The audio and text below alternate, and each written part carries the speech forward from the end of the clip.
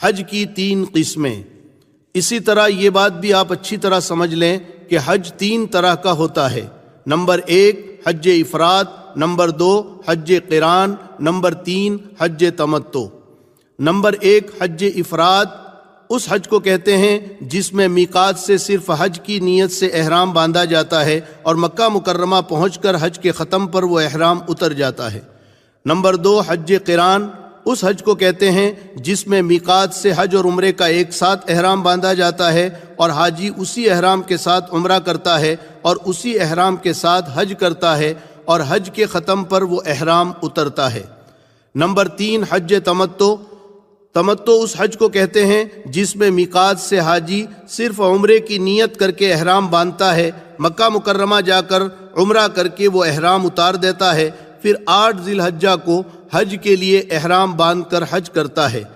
یہ طریقہ تینوں میں سب سے آسان ہے اور اس میں پابندیاں کم ہوتی ہیں، اس لیے عوام کو اسی کا مشورہ دیا جاتا ہے۔ یاد رکھیں حج کی ان تینوں قسموں میں فرق ہے۔ پہلا فرق یہ ہے کہ افراد میں صرف حج کی نیت ہوتی ہے اور قران میں حج عمرے کی ایک ساتھ نیت ہوتی ہے اور تمتع میں صرف عمرے کی نیت ہوتی ہے۔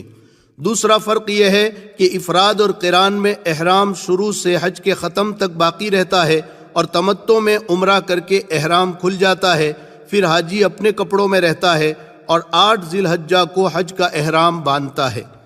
تیسرا فرق یہ ہے کہ قران اور تمتع میں حج کی قربانی واجب ہے جبکہ افراد میں حج کی قربانی واجب نہیں بلکہ مستحب ہے۔ تینوں قسموں میں افضل کیا ہے؟ احناف کے نزدیک قران افضل ہے، پھر تمتع کا درجہ ہے، پھر افراد کا درجہ ہے۔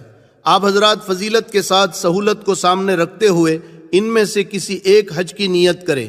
بہتر یہ ہے کہ اگر آپ 8 ذی الحجہ سے کچھ پہلے مکہ مکرمہ پہنچتے ہیں یا پہلے مدینہ منورہ جا کر پھر 8 ذی الحجہ کے قریب مکہ مکرمہ پہنچتے ہیں تو آپ قران کا احرام باندھیں، اس لیے کہ آپ کو زیادہ دن احرام کی پابندیوں میں نہیں رہنا ہوگا۔